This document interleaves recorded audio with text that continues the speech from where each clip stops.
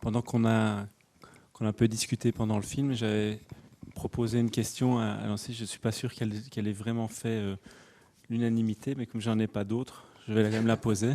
Enfin, j'en ai pas d'autres pour le moment. Vous en aurez plein d'autres. Alors Godard dit à un moment donné, je ne fais pas des films, je fais du cinéma. Est-ce que c'est quelque chose... Il a beaucoup changé d'avis là-dessus. C'est-à-dire qu'à un moment, je pense que ça l'exaspérait le côté monde du cinéma, je suis dans le cinéma, faire du cinéma, etc. Donc il disait plutôt, moi je fais des films, parce que faire du cinéma, pour moi, ça veut rien dire. Et puis de temps en temps, il disait l'inverse. Il disait quand même, avec le cinéma, j'ai essayé de tout faire. Et je pense que c'est plus ça, en fait.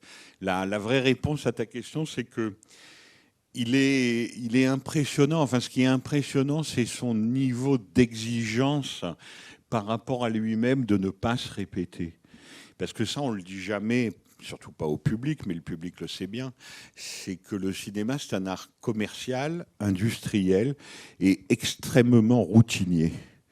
C'est-à-dire que ce qui a marché une fois, financièrement, on essaye de le refaire. Hollywood, c'est ça, tout le temps.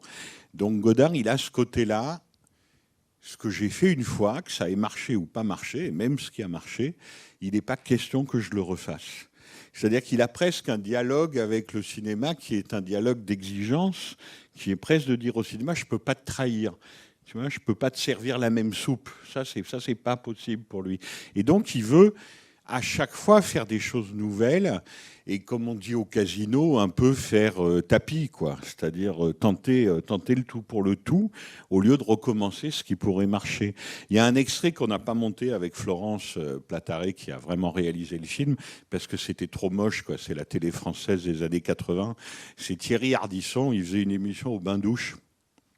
Et donc, il avait fait un sale coup parce qu'il avait orchestré les retrouvailles télévisuelles d'Anna Karina et de Jean-Luc Godard. En plus, ça s'était pas très bien passé. Donc, tout ça était un peu obscène, donc on s'en est passé. Mais il y avait un moment d'intéressant, c'est que Ardisson lui disait à Godard, qu'est-ce que tu réponds aux gens qui te demandent, en gros, pourquoi aujourd'hui tu fais des films incompréhensibles. Il ne le disait pas comme ça, mais on sentait bien que c'était ce qu'il voulait dire. Alors que c'était si bien Pierrot le Fou. Et Godard lui répondait, mais ceux qui disent ça, ils n'y allaient pas, Pierrot le Fou. Ben voilà. C'est exactement ça. C'est-à-dire qu'un film comme Pierrot le Fou, que tout le monde a l'air de trouver magnifique, plein de lumière méditerranéenne, un film solaire avec la beauté de Karina et Belmondo, tout ce qu'on voudra, mais c'est un échec commercial total. C'est un film qui fait 200 000 entrées à l'époque. Donc voilà, pour te répondre, Godard face au cinéma, c'est presque une entrée en religion. Et comme on dit dans le catholicisme, à part que lui serait plutôt protestant, il s'agit de ne pas trahir les promesses de son baptême. Voilà. Il y a ça chez lui, il y a cette exigence-là. Ne pas trahir les promesses de son baptême, c'est-à-dire, déjà, pour commencer, ne jamais faire 2 fois le même film. Et alors, il y avait une deuxième chose que j'ai dit tout à l'heure, en disant les liens entre le cinéma et la bande dessinée, et les liens entre le cinéma de Godard et la bande dessinée. On en a reparlé aussi, et là aussi, on a dit... Bon, Philippe. Oui, on va tout de suite balayer cette question, parce qu'il n'en est pas une, il n'y en a pas.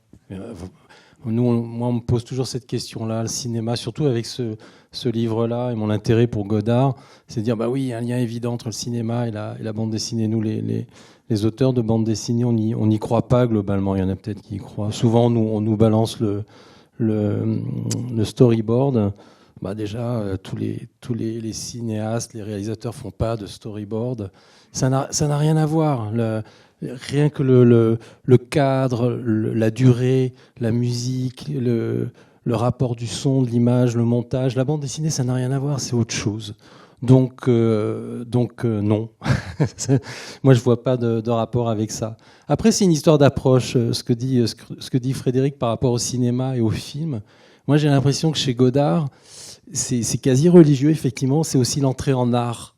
C'est-à-dire que pour lui, moi qui je vais vous déflorer le truc, c'est que je ne l'ai pas rencontré.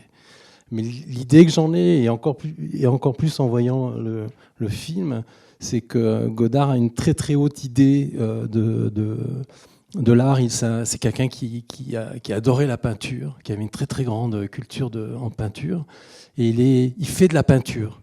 Il ne fait pas des tableaux, il fait de la peinture. Et le cinéma, c'est pareil. Il fait du cinéma. Après qu'il fasse des films ou des documentaires ou des bouts de machin ou des trucs, il veut faire du cinéma et surtout de l'art. Et ça, c'est quelque chose que je comprends bien, que j'aime, et c'est pour ça que c'est vraiment un cinéaste qui me parle beaucoup. Je rebondis sur ce que tu dis.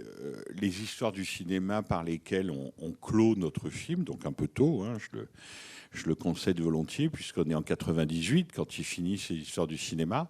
Mais c'est vrai que là, on est dans ce que tu viens de dire, c'est-à-dire littéralement la religion de l'art. Et c'est pour ça d'ailleurs qu'il est sûrement un cinéaste romantique au sens romantisme allemand.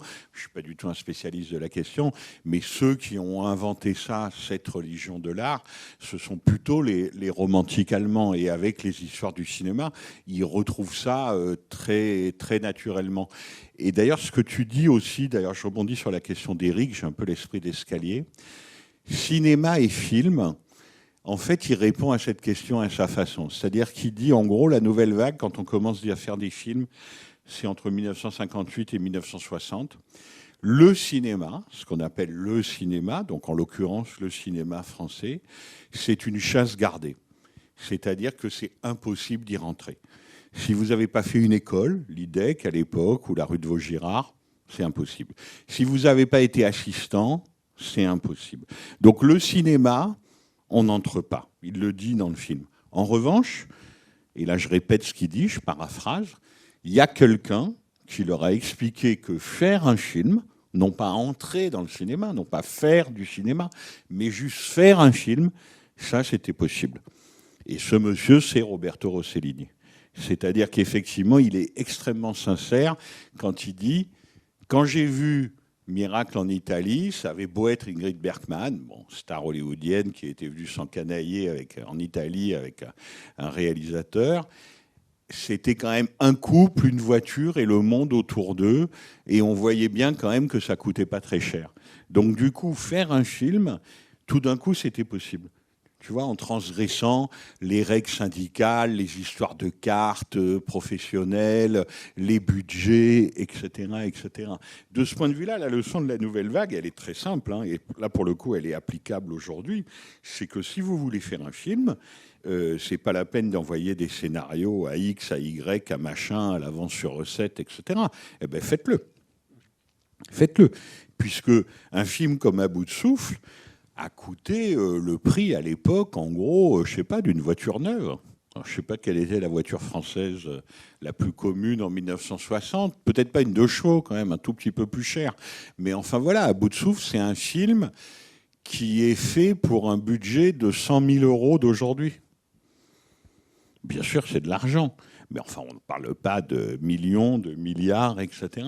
Donc, le cinéma peut se faire avec très peu d'argent et en contournant la forteresse plutôt que d'essayer de la pénétrer, en fait.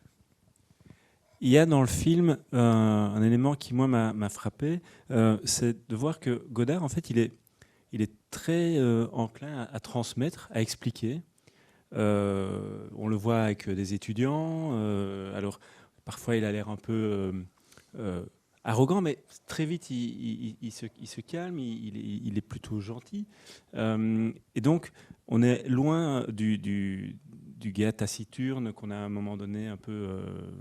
enfin, c'était plutôt vers la fin de sa vie, ça, mais on sent qu'il y a quand même une envie aussi de tout le temps parler du cinéma. Oui, oui. Non, mais il n'est pas taciturne du tout, hein. C'est juste qu'à la fin, il était vieux, malade, un peu fatigué. Il avait donné des interviews toute sa vie, donc il avait un peu arrêté.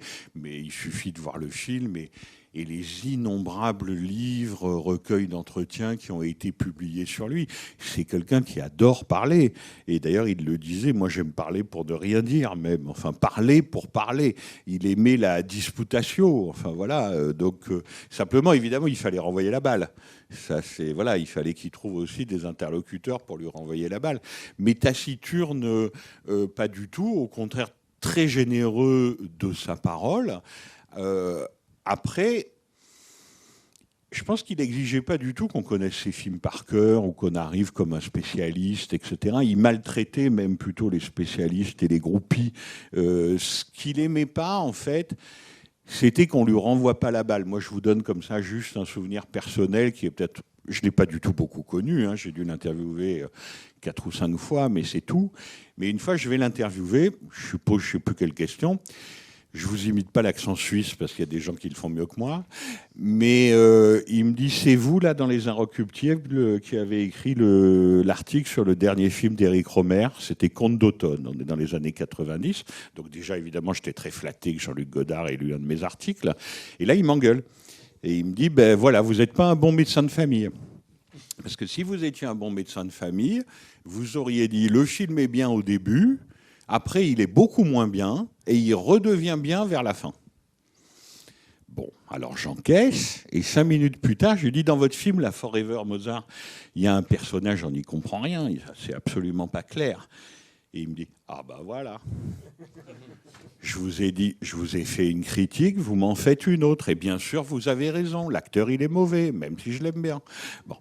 Et ainsi de suite. Voilà. Ça, il adorait ce genre de dialogue. Alors, c'est pas facile, hein, on est tous timides, etc. Hein, bon. Dialoguer comme ça d'égal à égal avec Godard, c'était pas forcément évident. Mais comme il m'avait vexé, j'avoue, ce jour-là, j'avais osé. Et du coup, il était absolument ravi. Et en fait, s'il a eu tant de problèmes à s'engueuler avec les gens, et en particulier avec les techniciens, parce que c'est vrai que ses rapports avec ses propres équipes techniques étaient compliqués, même de façon légendaire, elles étaient compliquées, c'est parce qu'il estimait qu'à ce prix-là, c'est quand même bien payé, hein, les techniciens de cinéma la semaine, qu'à ce prix-là, le moins qu'il puisse faire, c'est de discuter avec lui. Et non pas juste Jean-Luc a dit, Jean-Luc fait chier, bon, voilà. Et donc là, évidemment, il était d'une exigence absolue, ce qui fait qu'il s'engueulait beaucoup avec ses chefs opérateurs, en particulier avec les directeurs de la photo. Là, il y a eu des engueulades mémorables. Mais voilà, c'est quelqu'un qui était timide d'abord, je pense, profondément, qui était timide, mais qui adorait parler. Déjà, c'est une première contradiction. Et qui était plutôt, comme on le voit bien dans le film, dans l'échange et la générosité, et qui en même temps avait un problème de communication réel, parce qu'il impressionnait les gens. Vous voyez, c'est toujours ça. Par exemple, Picasso, je pense pour prendre quelqu'un à qui on compare Godard tout le temps, Picasso, il aimait impressionner les gens. Godard, il les impressionne malgré lui. Ça lui fait pas plaisir. Donc évidemment, ça fait un rapport à l'autre qui est très compliqué, oui. Mais tu as dit un mot important, c'est l'exigence en fait. Moi j'ai l'impression qu'il est exigeant et qu'il attend des autres. On le voit dans le film à un moment, dans une conférence de presse, il dit vous me dites que j'aurais pas dû faire ça, mais alors dites-moi ce que j'aurais dû faire. Puisqu'on y va, puisque vous prétendez ça, moi je veux avoir il dit, on sent qu'il dit j'ai peut-être tort, mais alors dites-moi. Et c'est quelqu'un de précis, en fait. C'est comme ça, moi, que je le perçois dans le film. Ce qui fait que quand j'ai décidé de faire ce bouquin, moi, on m'a dit tu vas pas faire ça, quoi. Godard. Il est désagréable, drôle de type.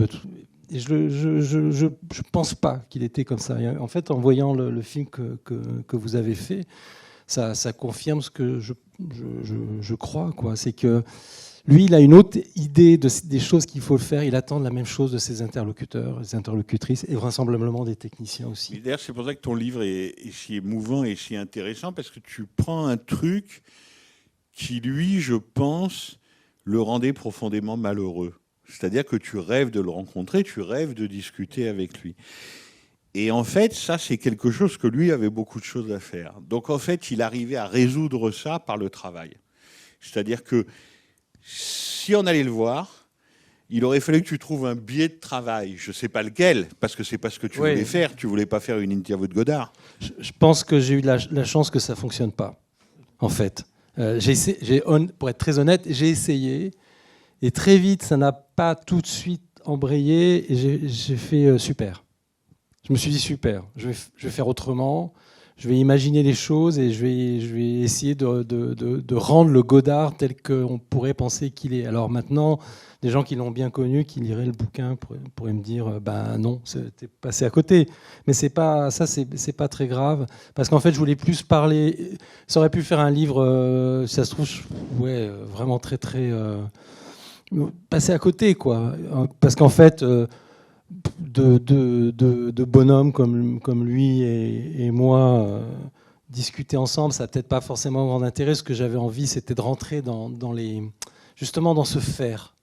Et je ne pense pas qu'on aurait pu trouver un faire à deux. Je ne vais pas aller l'emmerder avec ça. Mais d'essayer de voir, de trouver ces liens entre être Godard et faire quelque chose, et être moi et faire de la bande dessinée, du dessin. Après, il y a des choses qui me touchaient chez lui, aussi bien dans les films. En fait, en plongeant dans ces films, je ne suis pas du tout godardien, je ne suis pas du tout spécialiste. Je suis peut-être comme un certain nombre d'entre vous, j'avais vu un certain nombre de films, pas tous. Je n'ai toujours pas vu tous ces films, parce que ce n'est pas si facile que ça au bout d'un moment, plus le temps passe. Mais donc j'ai revu pas mal de films, j'en ai découvert. Et surtout, j'ai lu, en fait, j'ai lu des interviews, des bouquins. J'ai lu un bouquin, par exemple, sur le Godard et les machines. Il adorait ça à un moment. Il a fait fabriquer des caméras spécialement et tout. Moi, j'adore tout cet aspect mécanique. Et en fait, je me suis rendu compte qu'il y a des goûts communs. Voilà, les goûts en peinture, et puis toute cette réflexion sur le langage, la langue, le propos, la forme, le fond, et qui font que... Et puis ce qui m'a plu, c'est que c'est un type qui a vachement d'humour, qui est sarcastique, qui est malin, qui est espiègle, et qui se prend à la fois au sérieux, c'est-à-dire qu'il a de la prétention. Je ne pense pas qu'il était prétentieux. De la prétention, c'est-à-dire placer les choses assez hautes. Hein, il connaissait sa place. Oui, mais ce n'est pas interdit. Non. Après tout, il est honnête. Le type, il est conscient des films qu'il a fait. Truffaut le dit dans le film. Il a dit, faire un premier film comme ça, derrière, il faut y aller, quoi. Et je pense qu'il a vu ce truc-là. Et puis après les autres films, il est conscient du moment de rupture. Il est conscient qu'il fait de la recherche et que ça va être très difficile. Mais il sait qu'il faut le faire et que c'est bien. Moi, je trouve ça plutôt franc du collier, en fait. Pour te répondre, en fait, moi, j'ai jamais entendu Jean-Luc Godard dire qu'il était satisfait d'un de ses films. Hein. Alors que j'entends des cinéastes tous les jours dire qu'ils sont très satisfaits de leurs films. Très satisfaits. Encore hier, j'ai lu Guillaume Canet, je suis très satisfait de mon Astérix. Okay, mais c'est pas du tout contre Guillaume Canet, mais pour dire que les gens, la plupart du temps, sont très satisfaits de ce qu'ils font. Godard, pas du tout. Il n'avait pas du tout ce truc-là. Hein ? On peut pas le comparer à Godard. Non, bien sûr, je rigolais. Vous avez raison. Non, mais pour dire que l'autosatisfaction ou la satisfaction, l'autocongratulation, disons, c'était pas vraiment son truc. En revanche, il y a une mélancolie réelle chez lui. C'est le moment où presque il est puni par là où il a péché. Et comme évidemment le christianisme, c'est un truc quand même très très proche de lui, il est de ceux qui ont contribué à inventer la notion d'auteur. Voilà. Avec les Jean Desquet du cinéma, la nouvelle vague française, etc. C'est vrai que dire que Alfred Hitchcock est un auteur, pour tout le monde dans cette salle, ça paraît absolument évident. En 1955, on crie au fou quand quelqu'un dit ça. Et Alfred Hitchcock, c'est un rigolo qui amuse les gens le samedi soir. C'est pas un auteur comme Victor Hugo. Or, Truffaut, Godard et leurs petits copains disent Hitchcock est le plus grand auteur de son temps. Ça fait marrer tout le monde. Enfin, c'est vraiment la bataille d'Hernani. Et en fait, ce qui lui est arrivé à lui, c'est qu'il a fini par incarner la figure du super auteur de cinéma. Vous voyez, qui est l'auteur de cinéma ? Jean-Luc Godard. Et que finalement, son nom, son propre nom, a fini par faire écran avec son œuvre. C'est ce que tu disais à ta façon. Et ça le rendait très mélancolique parce qu'il disait, le douanier, alors il y avait des douaniers à l'époque, mais enfin avec la Suisse, il y en a toujours, le douanier me reconnaît et il connaît mon nom, alors qu'il n'a jamais vu un de mes films. Et lui, ce qu'il aurait aimé, c'est que le type ait vu ses films et lui en parle. Voilà. Et ça, pour le coup, je comprends que ça rende un cinéaste très mélancolique. Surtout que son premier film, À bout de souffle, a été le seul et le plus grand succès de sa carrière. Au fond, il n'y en a pas eu d'autres. C'est vraiment le film qui a cartonné, qui a rendu son producteur très riche. Donc, à un moment, il a rencontré le public quand même. Il a eu du succès. Il a été un cinéaste, on peut dire, populaire. Et ça s'est perdu. C'est-à-dire que son nom a continué de prospérer, Godard. Bon. Mais à la fin, plus personne n'allait voir ses films. Même son dernier film, Adieu au langage, n'a même pas été distribué dans les salles de cinéma, y compris à Paris, ici à Bruxelles, enfin dans les capitales. C'est passé dans les théâtres de façon un peu comme ça, pas clandestine, mais disons très minoritaire. Or, les cinéastes qu'il a adorés, qu'il a défendus, qu'il a imposés, lui, et évidemment surtout les cinéastes américains, c'est Howard Hawks, Alfred Hitchcock, Robert Aldrich, enfin voilà, des gens qui avaient tout naturellement le public avec eux pendant au moins une bonne partie de sa carrière.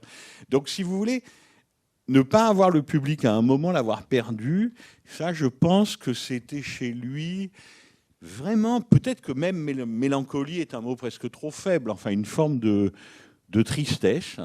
Éric Rohmer, il était prof de latin grec, donc qu'il arrive à faire 40 films, c'était pas gagné.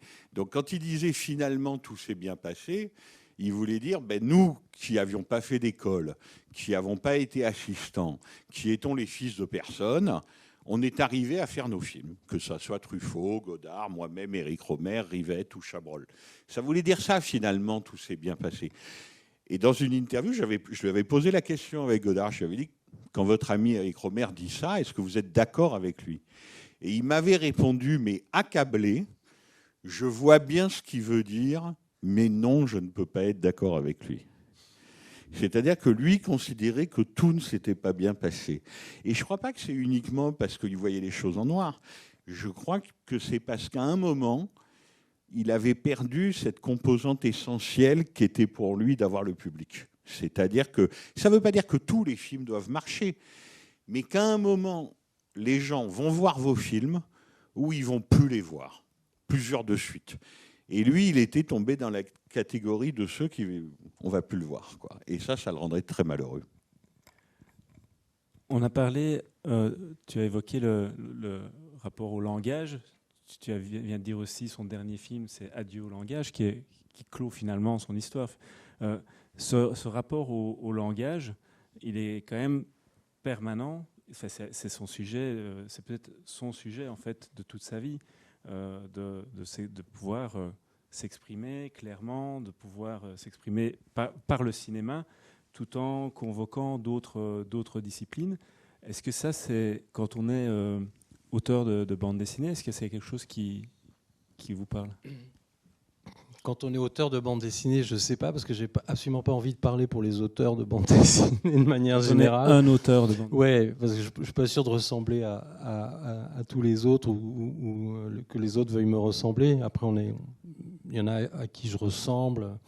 Mais oui, il y a un truc, sans vouloir comparer, parce que c'est incomparable.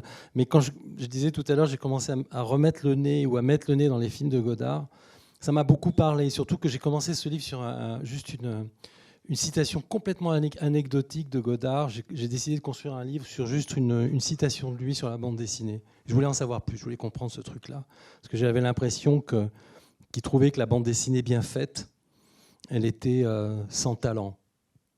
Voilà, le seul talent, c'était de bien faire, mais qu'il n'y avait pas le talent. Et c'est quelque chose qui me parlait beaucoup, ce truc-là. Alors je voulais échanger avec lui là-dessus.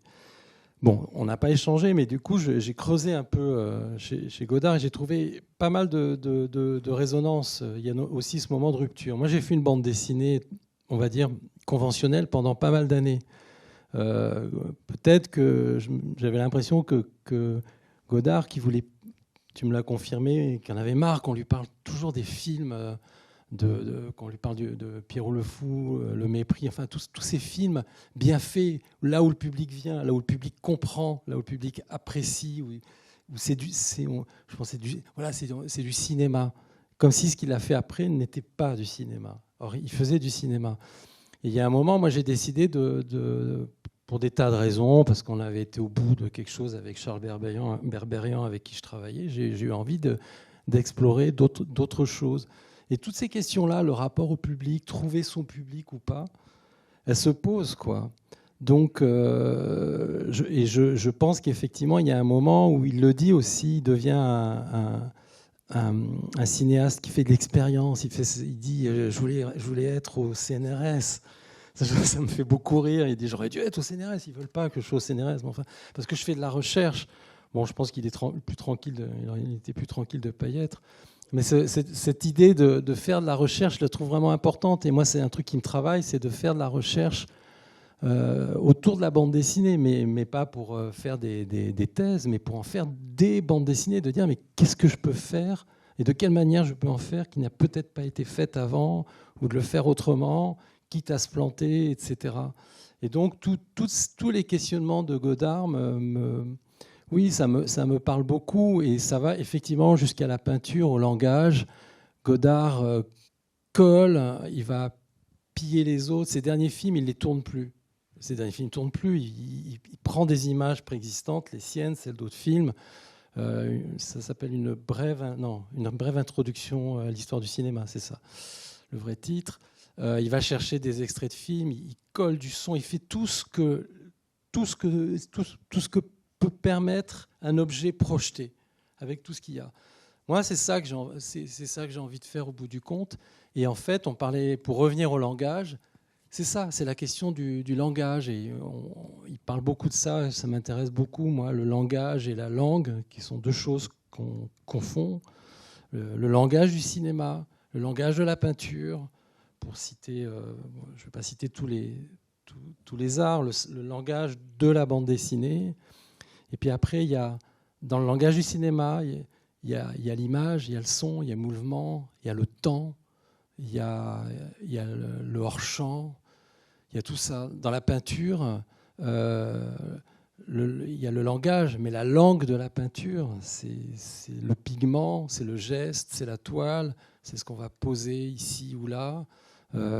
Et pareil, c'est ce qu'il y a derrière la toile, avant, après. Dans la bande dessinée, le langage, c'est ça, j'ai presque dû. C'est la bande dessinée. Et la langue de la bande dessinée, j'ai envie de l'étendre au collage, à ce qui, peut-être à la toile, à la non-préparation, à l'imprévu.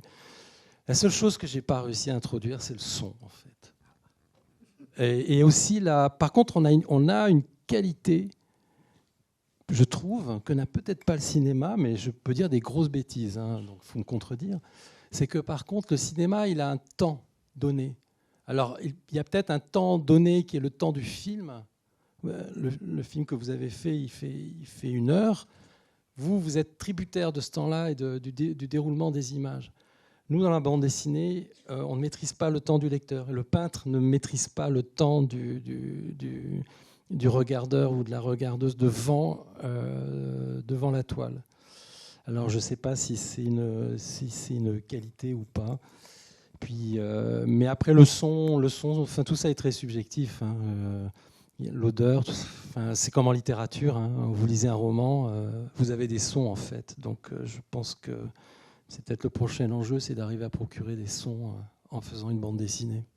Est-ce qu'il y a des personnes dans la salle qui veulent intervenir? C'est trop tard. Vous allez intervenir. Vous n'avez plus le choix, je pense. Il y a Christian Durieux qui a fait une BD, et après, il y a Cocoon qui a fait de la musique à partir de sa BD. Et ça donne super bien. Oui, c'est pas tout à fait pareil. Non, c'est pas tout à fait pareil. Et puis, il y a très longtemps, il y a un Spirou qui était sorti. Avec, il y avait plusieurs dessinateurs, et à un moment donné, ils avaient conçu le son de leur bande dessinée, un petit passage, mais c'était génial. Je comprends bien. Mais, voilà. Mais moi, je rêve de quelque chose de plus entier que ça. C'est-à-dire que c'est pas de l'illustration sonore dont je rêve. C'est que le film, on ne peut pas dissocier l'image du déroulement, du temps, de la musique, de la lumière, du montage. C'est un objet total qui prend tout ça en compte. Et la peinture, elle prend beaucoup de choses en compte, l'installation aussi. Et quand je parle du son de la bande dessinée, c'est quelque chose qui est plus, qui serait arrivé à suggérer de manière non imposée presque, que chaque lecteur ou chaque lectrice ait sa propre musique. Oui, mais il y a du boulot, c'est pas grave, comme disait, on va travailler. Non, hein. non, mais il y en a pas besoin aussi parfois. Peut-être. Voilà, moi, je comme un roman. Puisque je suis là, qu'il y a des personnes. Oui, je vous en prie. Je lis beaucoup de bandes dessinées, je lis beaucoup de... Pardon ? Oui, effectivement. Oui. Juste pour dire effectivement que, en tant que lecteur, on a sa propre imagination. Et je peux vous dire que moi, quand je lis une BD comme un roman, j'ai un film, j'ai la musique et j'ai les personnages qui parlent. Je peux faire des personnages. Enfin, voilà. Ben voilà. Il y a de la musique dans les bandes dessinées, je peux vous le dire. Comme pour dessiner aussi, d'ailleurs. Bonjour, j'ai une question sur le film et sur Godard. Il y a un moment dans le film qui est sous-titré « La rupture », qui est 1968.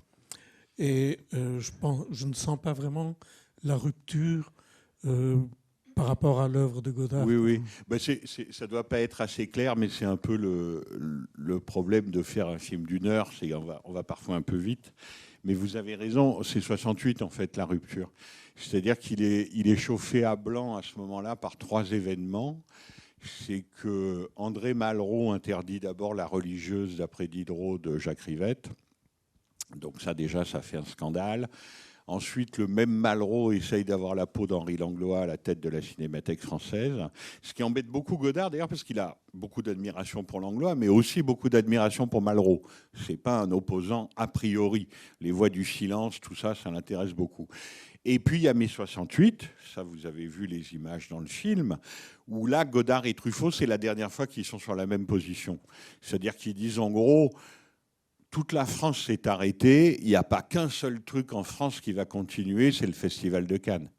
Vous voyez, ça, ils sont d'accord là-dessus. Donc on arrête le Festival de Cannes. En revanche, quand Godard dit sa célèbre phrase, c'est dans tous les documentaires, hein, on n'est pas les premiers à l'avoir pris, celle-là, je vous parle des problèmes des ouvriers et des étudiants, vous me répondez travelling et gros plan, vous êtes des cons. Ça doit être la seule fois dans le film qu'il est en colère, d'ailleurs. Là, Truffaut n'est pas d'accord. Il s'en fout des problèmes des étudiants et des ouvriers. Enfin, c'est pas son cinéma. Donc, si vous voulez, ce qui va se passer à ce moment-là, c'est une double rupture. Rupture intime et amicale. Truffaut refusera de le suivre dans le militantisme et plus spécifiquement le maoïsme. Et donc, ces deux-là ne s'adresseront plus la parole. Rupture absolument définitive, avec quelques lettres d'injures célèbres pour alimenter le truc. Et puis surtout, pour Godard, après 68, c'est le moment où lui considère qu'il doit tout changer, qu'il ne peut plus supporter d'être Godard, comme, je ne sais pas, Bob Dylan n'aurait plus supporté d'être Bob Dylan, si vous voulez. Et donc, il réclame la dissolution dans le collectif. C'est-à-dire qu'il va fonder un groupe, une cellule maoïste qui s'appelle le groupe Dziga Vertov, où en fait essentiellement c'est lui et un jeune militant maoïste qui s'appelle Jean-Pierre Gorin. Et de 68 à peu près Tout va bien, là, le film avec Yves Montand, dont on a montré un extrait, ils disparaissent des radars, quoi. Littéralement. C'est-à-dire que Godard avait un statut de pop star et que par... alors après, on appelle ça comme on veut, foi, aveuglement, idéologie, bon. Il devient un militant Mao, non pas en retournant à la base, en allant à l'usine, comme certains l'ont fait, c'était pas un établi, mais en créant sa propre structure militante qui devrait faire des vrais films. Alors évidemment, c'est la période, disons, la moins connue, d'une part, la moins séduisante, quand même, soyons honnêtes. Moi, je les ai vus, les films maoïstes. Hein. C'est très à la mode aujourd'hui par des jeunes gens, et c'est très bien, qui sont plus jeunes que moi, qui ont 30 ans. Il y en a même qui me disent, quand même, Vent d'Est, c'est beaucoup mieux que le Mépris. Pas de problème. Moi, je préfère le Mépris à Vent d'Est. Hein. Mais voilà. Mais donc là, il va faire des films qui sont très mal distribués, évidemment, qui sont vus quasiment par personne. Et donc, si vous voulez, ce type qui de ceux de la nouvelle vague était le seul à avoir réussi à se maintenir finalement. Parce que Chabrol, il commence à tourner des conneries, Rivette et Romer, ils sont un peu dans leur coin, Truffaut, il a des insuccès graves, comme Fahrenheit 451. En fait, celui qui s'en sort le mieux pendant les années 60, qui reste la star du groupe, pour le dire simplement, c'est Godard. Et c'est lui qui décide de disparaître, de tout changer, à sa vie, à son cinéma, à ses convictions, etc., de larguer les amarres. Voilà, donc c'est pour ça qu'on a appelé la rupture, mais on aurait pu effectivement être un peu plus clair et explicatif, mais ça en dit long aussi sur sa métamorphose idéologique. C'est-à-dire que vers 59, 60, 61, et il s'en est beaucoup voulu après, hein, il se l'est beaucoup reproché, mais il y a quand même un truc qui s'appelle la guerre d'Algérie. Bon. Godard, à ce moment-là, il me l'a dit à moi, et il l'a dit plein d'autres fois, est ce qu'on appelle un jeune homme de droite. Vous voyez ? Donc entre ce jeune homme de droite de 60-61 et le militant Mao des années 68-69 qui monte les petits livres rouges dans la chinoise, le moins qu'on puisse dire, c'est que ça a changé, quoi. Voilà, il a fait du chemin. Merci. Non, j'avais justement une question sur ça, sur les rapports de Godard à la politique, parce que sur le plan de l'approche au cinéma, c'est une approche qui est très cohérente tout au long de sa vie. Au début des années 60 et à la fin de sa vie, il avait, il me semble, plus ou moins le même regard sur le cinéma, sur l'art, sur la culture. Dans la politique, il commence comme homme de droite, comme vous dites. Après, il devient de plus en plus politisé dans le sens d'extrême gauche et jusqu'au point de changer complètement sa vie, de perdre beaucoup d'argent dans les procès parce qu'il va faire des films qui sont presque invisibles au grand public. Et après, quand même, il rentre un peu dans le tissu commercial. Et au début des années 70, il était très impliqué dans la politique, au point qu'il a même conduit à la fin de son mariage avec Amia Zemsky. Après, ça change de nouveau. Pourquoi cette fluctuation politique? Est-ce qu'après, il a renié son passé, certaines choses de son passé? Parce que je n'ai jamais entendu ça. Donc, il fait des changements qu'on fait sur le plan cinématographique, on peut les comprendre. Il y a une cohérence, même dans ces phases différentes. Sur le plan politique, il semble fluctuer, mais j'ai jamais entendu renier ces conventions politiques dans certains moments, à part la guerre d'Algérie, comme vous disiez. Mais c'est une très bonne question, hein, mais je ne suis pas tout à fait quand même d'accord avec vous. Enfin, il faudrait en parler longuement, parce que Godard et la politique, franchement, ça serait infini. Mais quand vous dites qu'il n'y a pas de cohérence, on voit bien quand même la cohérence. C'est quand même quelqu'un jusqu'aux années, disons, 66, 67. Et là, il ne faut pas oublier, comme la guerre d'Algérie au début des années 60, il y a quand même un truc dont tout le monde parle tous les jours, beaucoup plus, par exemple, que la guerre en Ukraine aujourd'hui. Rendez-vous compte, c'est la guerre du Vietnam. C'est-à-dire que ce que font les Américains au Vietnam, ça va contribuer à le faire bouger politiquement, à le politiser. La guerre du Vietnam est déjà dans un film comme Pierrot le Fou, justement, qui n'est pas si solaire et romantique que ça. Il y a aussi la guerre du Vietnam, mais c'est sûr qu'à partir de 64, 65, si vous voulez, jusqu'en 68, il se gauchit de plus en plus. Mais c'est surtout son rapport au cinéma, à mon avis, qui change. C'est-à-dire que, à un moment, il considère que le cinéma qu'il a adoré, et en particulier le cinéma américain, est un menteur. Vous voyez, puisqu'il est l'agent idéologique qui fait ce que les Américains font au Vietnam. Vous voyez, et ça, c'est quelque chose qu'il a exprimé très clairement. Donc, si vous voulez, tout ce qu'il a adoré, ce grand cinéma américain classique, hollywoodien, etc., sa prise de conscience politique fait qu'il le rejette. Et comme il est excessif, ça c'est difficile de le nier, eh bien, il se précipite un peu dans les bras de Mao. Mais ensuite, une fois que cette période sera terminée, c'est pas qu'il l'a renié, parce que le reniement n'est pas son genre. C'est pas le genre qui s'excuse, c'est pas le genre qui dit j'ai eu tort. Et puis très honnêtement, il a fait du mal à personne. Hein. Vous voyez, c'est bon. Il a fait du mal à lui, oui, ça sûrement, et à Adviazemski, par exemple, qui vivait avec lui, mais ça regarde personne. Mais il n'a pas fait du mal aux mages chinoises, même s'il était totalement aveuglé, nous sommes bien d'accord. Mais quand il parlera de ces années Mao, il parle d'un long passage à vide. Vous voyez, c'est pas très gentil. Il dit on s'infligeait des punitions. Par exemple, ce type qui est nourri, mais jusqu'à la corde, de Beethoven, par exemple, il dit on n'avait même plus le droit de l'écouter de la musique. Parce qu'écouter des quatuors de Beethoven, c'était se comporter comme un bourgeois. Donc il a des mots très durs là-dessus.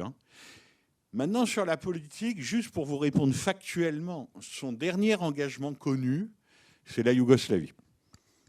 Voilà, c'est la dernière fois où il s'est vraiment engagé publiquement. Non, d'ailleurs, il y en a une autre, j'en oubliais une autre. C'est qu'il était plutôt du côté des Bosniaques, de Sarajevo, contre Milosevic et les Serbes, de façon très claire. Et un autre de ses engagements publics, disons, des années 90, donc on dit les dernières années, mais ça fait déjà 30 ans, les dernières années, ça a été les sans-papiers. Voilà. En France, il s'est engagé très fortement du côté des sans-papiers au moment de l'occupation de l'église Saint-Bernard, des choses comme ça. Donc on peut dire qu'il est mort quand même très loin, quoi qu'on en pense par ailleurs, du jeune homme de droite à la Driola Rochelle, si vous voulez. Est-ce que vous avez vu un film qui s'appelle Le Petit Soldat ? Bon. Eh bien, Le Petit Soldat, moi, je le considère comme un des plus beaux Godard. C'est un film sublime. Politiquement, alors ça, c'est l'homme de gauche qui vous parle, c'est moi. On n'est pas obligé d'être d'accord avec moi. Ça me fait hurler. Vous voyez ? C'est-à-dire que c'est un film qui dit, en gros, le FLN et l'OAS, c'est la même chose. Moi, je ne pense pas du tout ça, que le FLN et l'OAS, ça soit la même chose. Mais lui, à l'époque, dans sa vision des choses, de jeune bourgeois de droite, voire d'extrême droite, c'est comme ça qu'il voyait les choses. Et je me souviens que je lui avais posé la question, pas de façon virulente, là encore, il avait fait de mal à personne, c'est pas grave, et Le Petit Soldat est un film sublime. Je lui avais dit, mais enfin, quand même, Jean-Luc, il m'avait dit, ah bah oui, c'est les lectures d'un jeune homme de droite. Oui, il était nourri de ça. Il m'a même raconté qu'une fois au carrefour de l'Alma, à Paris, ils entendaient les coups de klaxon avec Jacques Rivette, Algérie, française, tit, et qu'il avait dit à Rivette, ah écoute, il est beau ce son. Et il m'a dit, sinon je ne le saurais pas évidemment, il m'a dit, Rivette a failli me gifler. Mais vous voyez, c'est aussi dire que justement là c'est le contraire de l'orgueil et de la suffisance. Cette histoire, elle était évidemment en sa défaveur. Donc c'est quelqu'un qui n'a cessé d'évoluer, mais peut-être ce que je devrais commencer par vous dire, c'est qu'il y a des cinéastes qui sont hors de leur temps. Peut-être ça existe. Je ne suis pas sûr, mais peut-être ça existe. Peut-être Stanley Kubrick était hors de son temps, par exemple. Jean-Luc Godard, il est immergé dans son temps. Vous voyez, c'est-à-dire que, ou Truffaut, même à sa façon, il fait son œuvre, il cultive ses obsessions, etc. Très bien. Jean-Luc Godard, c'est quelqu'un qui regarde la télévision, qui écoute la radio, qui lit les journaux, qui a envie d'intervenir. C'est pour ça qu'il est tout le temps interviewé. On lui demande son avis sur tout et sur rien. Genre, qu'est-ce que vous pensez de François Mitterrand ? Et il vous répond. Aucun problème. Donc, il vit dans son temps. Et comme c'est une espèce de plaque sensible, comme le sont souvent les artistes et les très grands artistes, eh bien, peut-être que c'est ça qui provoque l'incohérence politique dont vous parlez. C'est-à-dire qu'effectivement, il est dans son temps, il a des secousses sismiques. Frédéric ? Mais, pour finir, et on doit finir, excuse-moi Eric, je vais juste ça c'est important dans la vie de chacun d'entre nous, homme ou femme, où est-ce qu'on commence et où est-ce qu'on finit ? Godard, il a commencé à l'extrême droite, il n'a pas fini à l'extrême droite. Je connais plein de gens qui commencent à l'extrême gauche, on ne sait pas où ils finissent. Une dernière, très vite, je vais faire un peu comme... Il y a un extrait qui est quand même très drôle aussi, c'est quand El Kabbach lui remet son César d'honneur et lui dit c'est quoi les 10 meilleurs films, ce qui est un peu incongru là-bas. Je vous poserai juste une question pour conclure, et on n'a vraiment pas beaucoup de temps. Qui est-ce qui pourrait être le Godard d'aujourd'hui ? Est-ce qu'il y a des noms Godard, ou quelqu'un qui peut être attaché à la démarche de Godard ? Est-ce que ça existe ? Monsieur El Kabbach. Pas besoin d'en citer 10. Mais tu veux quoi, des successeurs ? enfin oui, ou en tout cas des gens qui ont cette envie, comment dire, ce moteur de casser les codes, changer, se remettre en question régulièrement. Vous allez croire que c'est pure démagogie de ma part, mais c'est pas ça, parce que c'est pas Guillaume Canet. J'ai beaucoup d'admiration pour elle et c'était une chère amie. Il y a une très grande cinéaste belge qui s'appelle Chantal Akerman, qui a dit à de nombreuses reprises qu'elle n'aurait jamais fait de film sans Jean-Luc Godard. Bon, voilà, c'est-à-dire qu'effectivement, quand on voit Pierrot le Fou, je ne sais pas quel âge elle avait, mais disons 15 ou 16 ans, ça fait son petit effet. Non, pour te répondre, moi, ce qui me frappe, c'est que même les Godard qu'on considérait comme compliqués, quand je dis on, c'est moi, hein, quand je voyais Passion pour la première fois, honnêtement, je ne comprenais pas tout. Maintenant, quand je vois Passion, ça me semble cristallin. C'est-à-dire que Godard a toujours un temps d'avance, comme souvent les très grands cinéastes, ou les très grands peintres, ou les très grands musiciens. Et donc, ce qui paraît incompréhensible quand les films sortent, 10 ou 15 ans plus tard, ça paraît très compréhensible. Si vous en revoyez qu'un, revoyez celui-là. Passion. Film extrêmement mal accueilli à l'époque. Pour te répondre, il y a un type qui est godardien, il n'est pas très connu, mais tu dois le passer ici au Palace, un cinéaste israélien qui s'appelle Nadiv Lapid. Lui, il est godardien, mais jusqu'au bout des ongles. Ça se sent. Voilà. C'est-à-dire que les codes de représentation admis, et Dieu sait si le cinéma a des codes de représentation admis, hein, qui n'ont pas grand-chose à voir avec la vie la plupart du temps, eh ben lui, il les casse. Voilà. Ça, c'est très godardien. Disons que le refus des conventions admises au cinéma, quand on les cache, c'est peut-être qu'on a quelque chose de Godard. Maintenant, si tu veux répondre, Philippe. Non, je vais pas avoir cette. Tu sais beaucoup mieux que moi. Moi, je vais essayer de transposer la question dans mon domaine, enfin un des domaines que je connais le mieux. Immédiatement, moi, j'ai pensé à Blutch en bande dessinée. Voilà, par cette démarche, par le fait d'aller là où on l'attend pas, par exemple, c'est-à-dire de pas bégayer le même livre à l'infini. Espérons que ça dure. Il y en a beaucoup d'autres, hein, heureusement. Emmanuel Guibert, Hugues Micol, Benjamin Bachelier. Il y en a beaucoup. Il y en a beaucoup. Et il y a une nouvelle génération absolument très, très, très vivante, avec aussi beaucoup d'autrices qui ont débarqué ces dernières années, ce qui nous a fait un bien immense. Eh bien, on va s'arrêter là, si vous voulez bien. Merci à vous. Bonne soirée.